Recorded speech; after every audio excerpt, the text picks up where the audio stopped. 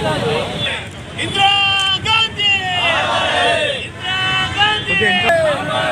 जब तक सूरज चांद रहेगा इंदिरा जी का नाम रहेगा जब तक सूरज चांद रहेगा इंदिरा जी का नाम रहेगा इंदिरा गांधी का नाम रहेगा శుభాకాంక్షలు తెలియజేసుకుంటున్నాం। ఈరోజు వరకు కూడా మనం ఇందిరా గాంధీకి వచ్చింది అంటే ఆమె చేసిన సేవలు ఎంతో ఉన్నాయి। ఆమె దేశానికి చివరి రక్తం మొట్టు కూడా దేశానికి అర్పించిన నాయకురాలు ఇందిరా గాంధీ గారు। కాంగ్రెస్ పుట్టిన కాడి నుంచి కూడా ఇప్పటి వరకు కూడా ఆ కుటుంబము మరి సేవలు అందిస్తూనే ఉన్నది। ప్రజల కోసం త్యాగాలను కూడా ఇంకా చేస్తూనే ఉంది। మరి ఇందిరాగాంధీ గారు ఆ రోజు గరీబ్ బచావో అని నినాదం తీసుకొచ్చి ఈరోజు బలహీన బడుగు వర్గాలందరికీ కూడా సేవలు అందిస్తే ఈరోజు మరి ఎంతో మంది జీవితాలు బాగు చేసిన ఘనత ఇందిరాగాంధీ దక్కిందని చెప్పవచ్చు। ముఖ్యంగా బంజారా సంబంధించిన కులాలకి మరి ఆదివాసులకి ఆమె ఎంతో సేవను చేసింది।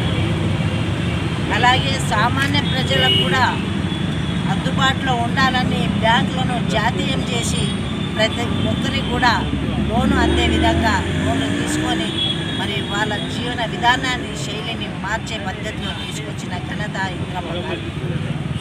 మరి ముఖ్యంగా మెదక్ జిల్లాకు వస్తే ఆమె మన మెదక్ జిల్లా నుంచి పోటీ చేసి యావత్ భారతదేశానికి ప్రధానమంత్రి అయిందంటే ఆ ఘనత విలువ మన అందరికీ ఎంతో ఉండాల్సిన ఆమె చేసిన సేవలు గుర్తించుకోవాల్సిన సందర్భాలు। వెనుకబడిన జిల్లా కాబట్టి ఓడియం తీసుకొచ్చి మీడియాలు తీసుకొచ్చి ఉపాధి కల్పించిన మహనీయురాలు మన ఇందిరమ్మ గారు।